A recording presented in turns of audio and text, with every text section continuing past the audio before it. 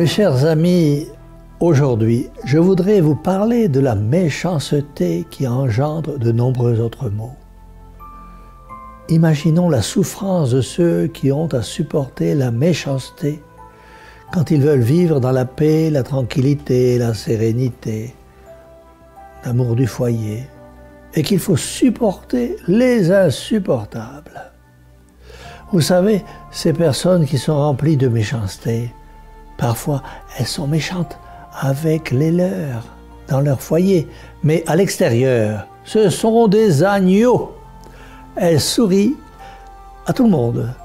Elles sont agréables et serviables, mais quand elles rentrent chez elles, c'est l'inverse. Elles ne parlent pas, elles ne répondent pas aux questions qu'on leur pose. Elles montrent qu'elles ne sont pas contentes. Mais personne n'en connaît la raison. Parfois, la méchanceté, je dirais le méchant, est animé aussi de jalousie. Et c'est précisément sa jalousie qui le pousse à être méchant, à faire une tête de méchant, se renfermant dans le silence et ne desserrant pas les dents.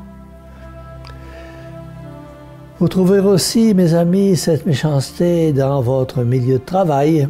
Vous verrez que les méchants ont deux faces. D'un côté, ils vous font ressentir leur méchanceté, tandis que devant les autres, ils seront tout sourire.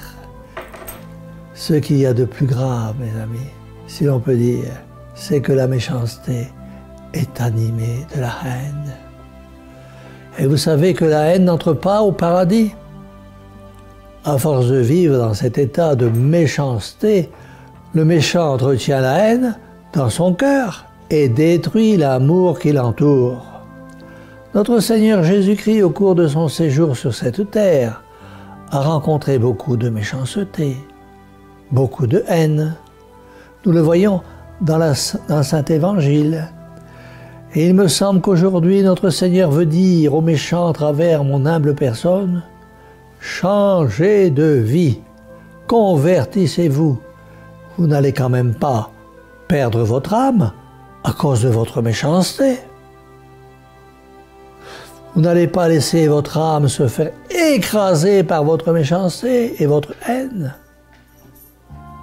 Oh, combien d'âmes se perdent, mes amis, pour avoir fait beaucoup de mal aux uns et aux autres par une méchanceté raffinée, jusque dans les détails, et combien en ont été victimes.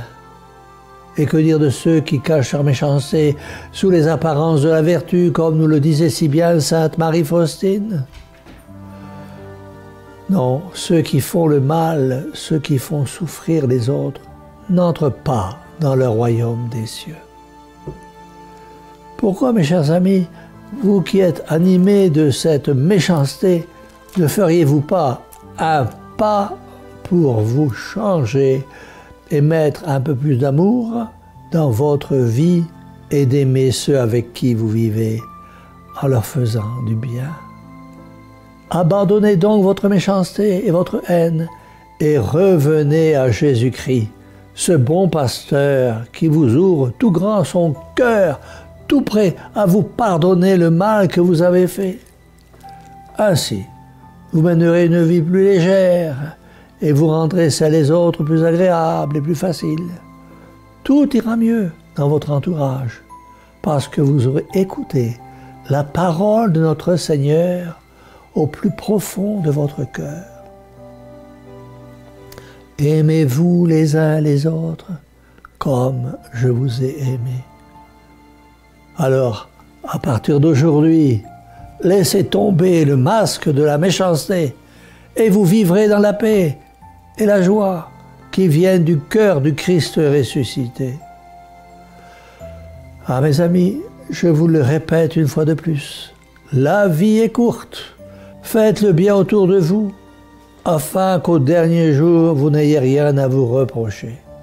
C'est pourquoi vous devez, si le changement de votre vie est difficile, demander l'aide de la très sainte Vierge Marie, qui vous aime tant et dont nous sommes les enfants. Donc à cette bonne mère, disons tous ensemble, Mère au cœur douloureux et immaculé, sauvez-nous. Et que la bénédiction du Dieu Tout-Puissant, Père, Fils et Saint-Esprit, descende sur vous tous et y demeure à jamais. Amen.